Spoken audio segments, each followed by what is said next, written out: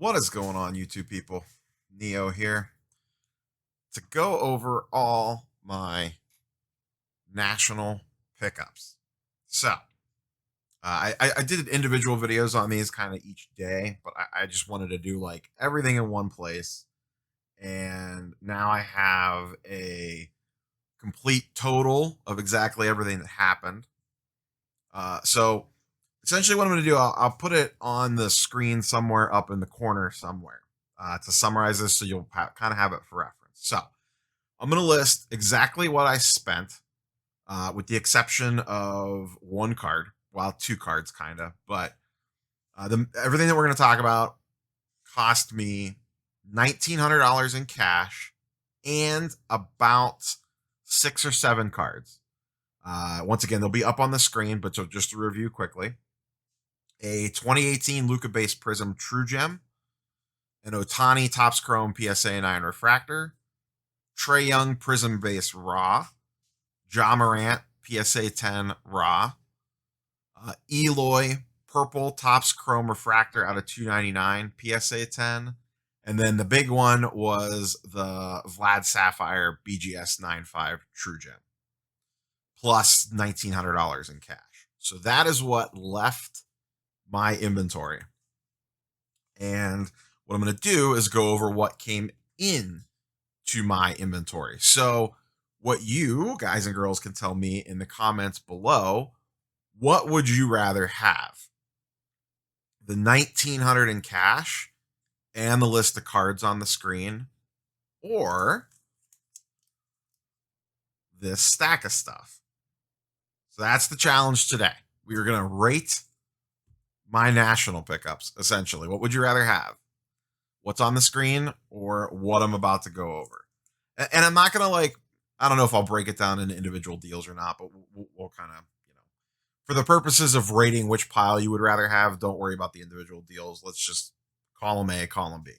What's on the screen or what you're about to see. So that is what left my case, my inventory. That's what we're going to talk about today. So like buttons, subs, comments, all the YouTube stuff.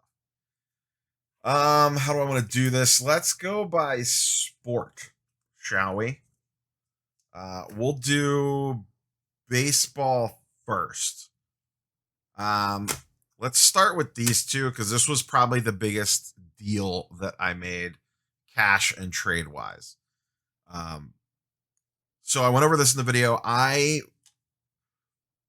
me start with this. So my goal of the national was to diversify my Vlads. I had the blue and the sapphire. I wanted to move one of them. I wanted to pick up Baker Mayfield, specifically RPAs or just anything cool that caught my eye, and lower pop Luka in or around the $500 to $1,500 range. And then anything else that caught my eye, like just regardless of sport, just anything that, caught my attention while I was walking through a case. So those were my goals going in, which I feel like I nailed. Just saying. So let's start with the first thing first, diversifying the Vlad. So I traded the Vlad and $550 in cash and picked up 2 pink refractor Topps Chrome Sotos. Now, I know what you're going to say. Neo, you love the pink stuff. What's up with always getting the pink refractors? With this Sotos specifically, and a lot of you may know this, a lot of you may not know this. Soto on his Topps Chrome update, there's not a lot of refractor options. His base refractor is numbered out of 250. I believe it's 250 and goes for astronomical sums of money. So if you want a Soto refractor, your only option is pink. And these are pretty low pop. I think it's like under 700, 700 or 800. It's well under 1,000. I know that. And once again, I wanted to diversify my Vlad. I didn't want to have, $1,200 in Vlad Sapphire and another $2,000 to $3,000 tied up in the Vlad Blue. So I wanted to split that up. I have no nice Soto, and the Soto pink was very specifically a target of mine. So that was the first big pickup, was 2 Soto pinks. All right. Falling into the category of random things that caught my eye. Walking the show floor and just looking in cases, this caught the corner of my eye, and I immediately walked over. Well, I saw it real quick, and then I stepped to the side and checked comps on it. According to 130 Point, one had just recently sold for $500, just a couple days ago, and this is the Devers Topps Chrome Purple. Once again, numbered out of 299.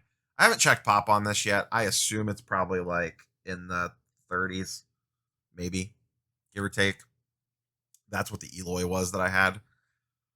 So stepped off to the side, checked comps on this real quick, and then went back over to the table. He had it marked at 325, which immediately intrigued me. And then I asked him, I said, hey, how about 300? And he goes, yeah, that seems fine. He's like, I literally just picked it up. So yeah, that's good. 300. Quick, easy. Took about 45 seconds to close the deal on that, not checking me, going to check comps. So this falls into the category of random things that caught my eye, which this might be the only thing in that category. But I thought this was a steal of a deal. I think Devers stuff is way too cheap.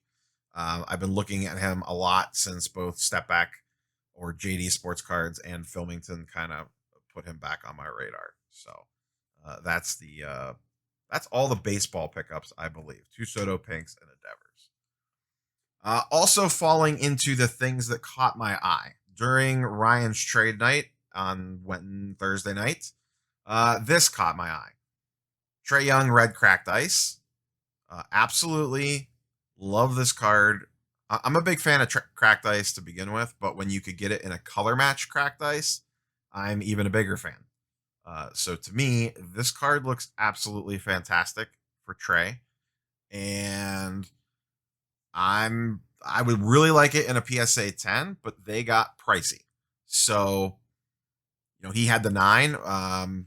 We did a trade on this one. This is the one that I sent the Luka True Gem out for, and I got this back and cash. So this kind of fell into the anything that catches my eye pile. So first NBA pickup. Diving into the Luka, low pop Luka around $1,000. This was a very specific card I was looking for. As anyone that's watched the channel for a while knows, I am a huge sucker for Optic, and specifically Optic Color. And I've always wanted a Luka Optic Holo. The 10s are more than I want to put into a single card, especially something like Luka. But I really like to stay in that 500 to 1500 ish range on cards for the most part. Other than maybe like the LeBron Topps Chrome or like the Vlad that I happened to pick up because that was just a really good deal. But snag this. This was 100% one of the main cards that I was looking for. I only saw 2 on the show floor, I think, the entire week. This one actually came from the guys at Slab Stocks. Very easy to work with. I've mentioned that a few different times. So pick this up at the Slab Stocks table. And I did mostly cash and partial trade on this. Very little partial, like $100 in trade, but it was mostly cash, but still got a really good deal on it. Absolutely gorgeous card. Yeah, it's a little off-centered, but it's a PSA 9. It's not going to be perfect. And I am perfectly fine with this card in a PSA 9. Just absolutely gorgeous. Great. Optic Holos, especially 18, look so good. This is a combination of something that caught my eye and check marking the Luka pile. That's the Luka Mosaic. Whoops. Fits the bill. Low pop Luka, around $1,000. I really like the way these cards look. And the same guy had a lot of different Mosaic.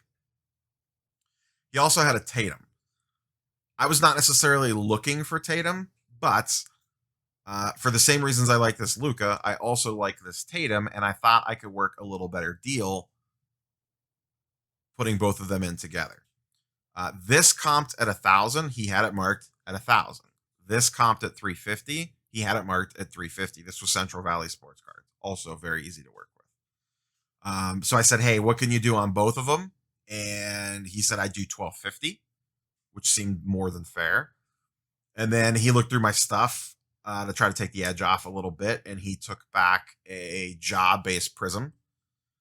So I sent him a job-based prism and like 1050 or 1075, I forget the exact amount, I have it written down, in cash, and got both of these. I was into the job-based prism for like $60. I think I bought the card raw for 20 and paid 40 to grade it. It got a PSA 10. I'm not afraid to move base prism for stuff like this. So this was a dual purpose pickup. I like both the players. I like both the cards. I like population reports. I like the way they look. And this was definitely, this checkmarked all the boxes. I wasn't necessarily specifically looking for this card like I was the Optic Hollow, but it checkmarked the box of Luka around $500 to $1,500 and something not base. Basically, was what I was looking for, and this was the perfect card for that. And this checkmarked the box of intriguing things that caught my eye. I still really like Tatum, and to get into something like this for around $350, absolutely gorgeous looking cards. I'll do it all day. That is the end of the basketball pile. Let's move into football. We'll start with this one first. This came from Ryan's table at Card Collector 2. This was combination of things that caught my eye and Baker Mayfield. So I was specifically looking for Baker stuff. And this was a Baker that caught my eye. I'm not usually super big on Spectra, but it was priced right. He had it marked at $250. The last one sold, and this is a PSA 10, and this is the neon blue. It is numbered out of 75. One of these actually just sold for $275 about 2 weeks ago, sometime in July. I don't remember when exactly, but recent enough. This is a pop 2, so that was the other one. He had it at $250, which seemed very fair based off the last comp. I offered him $200. They came back at $225, and I said, done deal, and snagged it. And actually, there was someone standing right next to me, and they're like, damn, I was looking at that too. But really nice looking card. Low point of entry, $225 for this. One, just as a Baker fan, like I think Baker stuff's undervalued. And two, as someone that semi-PCs Baker, I'll pick this up all day. Unique Baker. Worst case scenario, if I wanted to move this card, I will be able to move this locally extremely easily at a show or a trade night or something. Everyone is always looking for Baker as I live in Northeast Ohio. So unique low pop numbered Baker, I will never have a problem getting rid of, but I don't know that I would be looking to move this card. Pop 2, numbered, gorgeous looking card. I love blue. It's not like a color match or anything, but I mean, just look at the way that catches the light. Just a gorgeous looking card. So I always forget that Spectra's thick stock. So this isn't a thick PSA holder, but that's what makes PSA 10s extremely difficult. These are very, very, very tough grades. So I'll this perfect pickup. Then I was looking for a Baker RPA and had looked at a bunch of different Baker autos and RPAs and stuff. And at one of the trade nights, someone had what I would consider a very low end Baker RPA, which was this bad boy out of Panini 1 or Panini 101, whatever, Panini 1, which is essentially like $600 a box and you get one card. This is numbered out of 125. It's on card auto. To me, these are perfect for like PC or players that you really like, but you can't afford like a National Treasures or something super crazy like that, or Flawless or Immaculate or whatever. Really nice patch, really nice 2-color patch, on card auto, numbered. Great pickup. He was asking $350 for this, I believe. The last eBay comp there wasn't really a good one. Was a PSA 9 for $500. So at $350 raw, this seemed fairly reasonable. These are tough grades, so even a 9 in something like this is pretty good. And I traded the Eloy purple that I got on Star Stock for $200. So $200 in an Eloy purple. Last comp was $400, and I got back $60 in cash. So that kind of seemed like a no-brainer. So I'm essentially into this card for $140. And to be quite honest, I would probably be able to move this a lot easier than I would the Eloy. And I think this has more upside. I mean, Eloy's good and all, and they're going to be in the playoffs and all that, and maybe that card spikes way up. But, and I'm not necessarily looking to move this anytime soon. This is, once again, a perfect, per Panini 1 are absolutely great for reasonably priced on-card autos and RPAs. There's a lot of different variations of it out there. So I am into this essentially for 140 bucks. Okay, sure, no problem. But check mark the boxes of what I was looking for.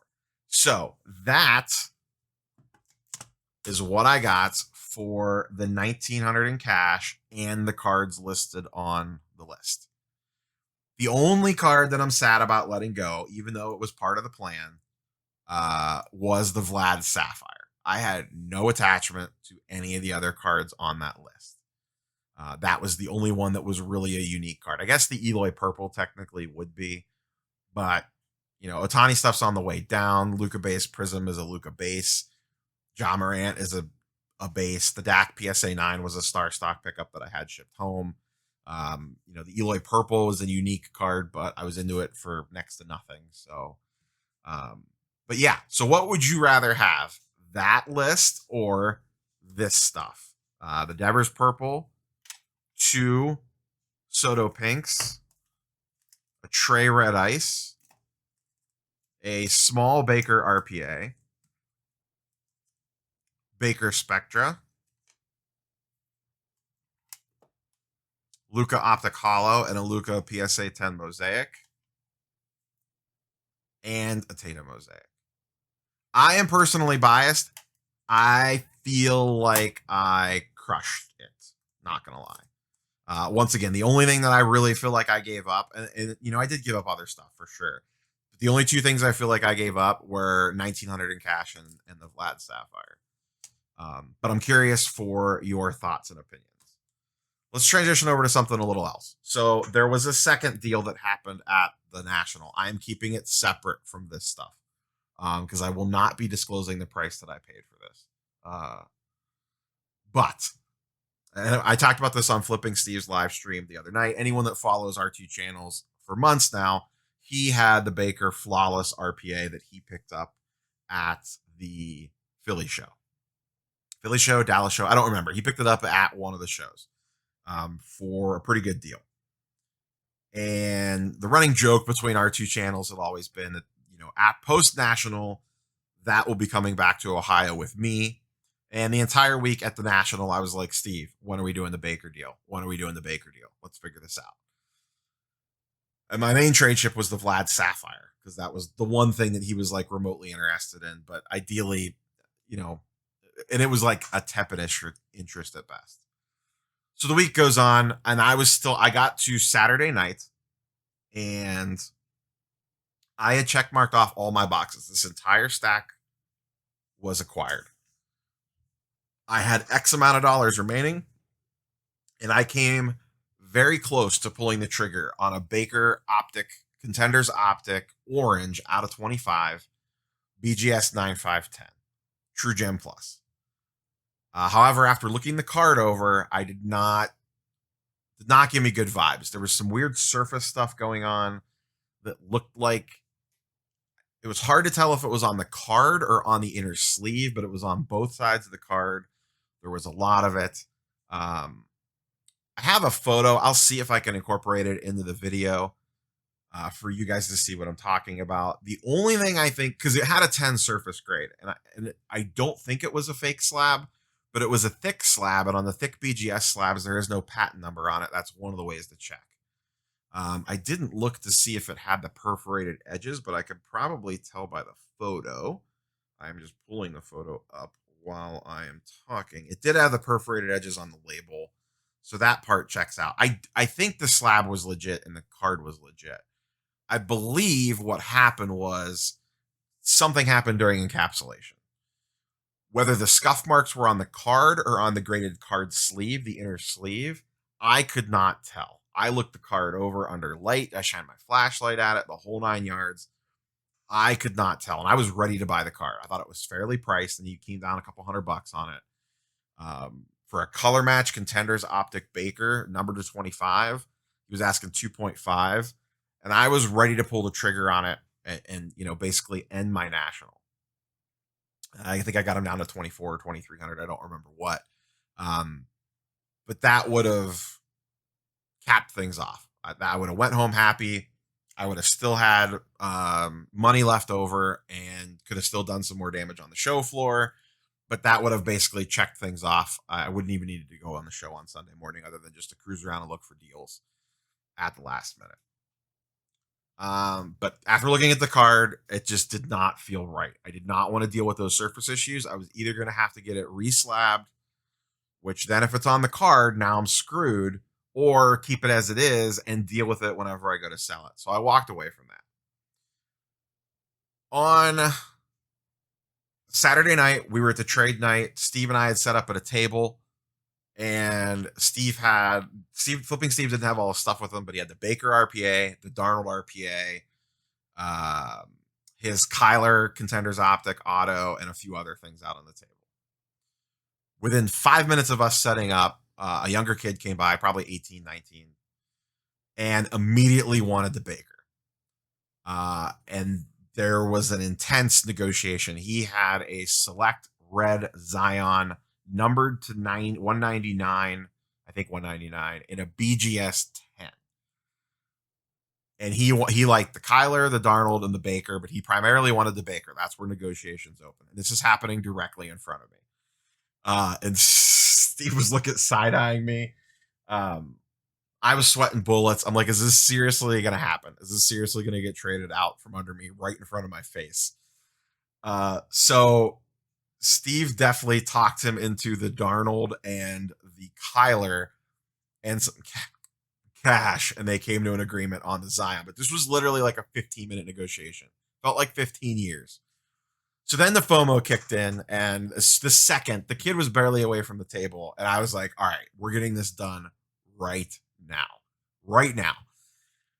And we talked, and we figured out a price that made us both happy, and I pulled the trigger, and the flawless Baker came home with me.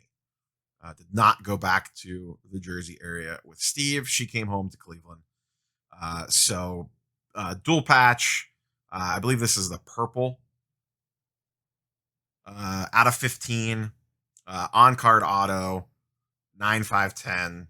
It's a Min Gem Plus, but on these sticker cards like this, to even have a BGS 9.5 is insane. And then the 10 auto grade is on the back. And this basically capped my national. So this does not count towards the challenge that we were talking about earlier. This is a separate thing.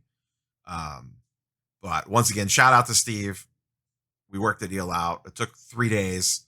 And I don't even want to know what my heart rate was doing when that guy was trying to trade for it. But I am thrilled to have this at home, and will be the centerpiece of the display on my desk for sure for a long, long time. But yeah, Baker on card, 2 patch, numbered to 15, BGS 9.5, Min Gem Plus. Checked every box that I wanted to check. I looked at a lot of Baker RPAs over the weekend.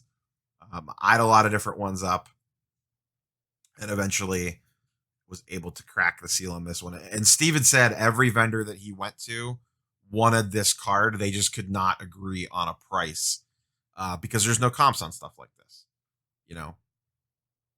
This is probably a pop one. I haven't actually looked. I should check. But yeah, she came home. So this was the final national pickup.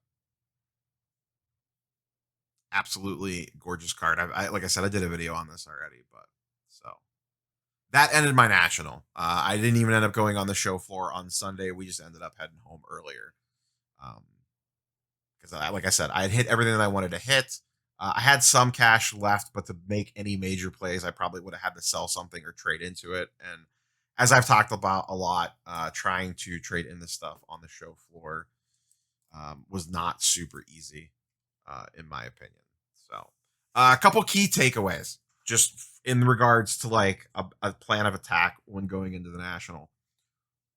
One, I am very glad that I had a list of things that I was looking for, even if it was a loose list. Like I would like low pop Luka around $1,000. Something as simple as that makes a world of difference. The second thing I would highly, highly recommend, the stuff that I took with me, I priced. I priced everything Wednesday night before we left with just a little sticky note and put a number on the back. Internet in there was good. Internet at trade nights was sketchy sometimes, but internet on the show floor was really good. I was able to check comps whenever I wanted to, but having these on the back sped things up so much. And I think the dealers kind of appreciated it. They would flip through my stuff and they would be like, hey, where are you at on the Tatis Chrome? And I'd be like, just flip the card over. And they'd look and they go, oh, okay, 300. And I was like, I would tell them, I was like, listen, last eBay comps are on there. I'm not expecting you to buy at that price, but that just gives me an idea of where we're at for trade value and or a number that we could work off of, down from if we're just talking straight cash. Worked absolutely fantastically, and it was great at trade night as well. I had my stuff laid out. Someone would be like, hey, what's up with the Tatis? And I'd be like, oh, last eBay comp was around $300. If you want to trade, I'd probably be at around 300 on it. If you want cash, I would work with you on it depending on what you were thinking. Even with good internet, this just sped things up so much.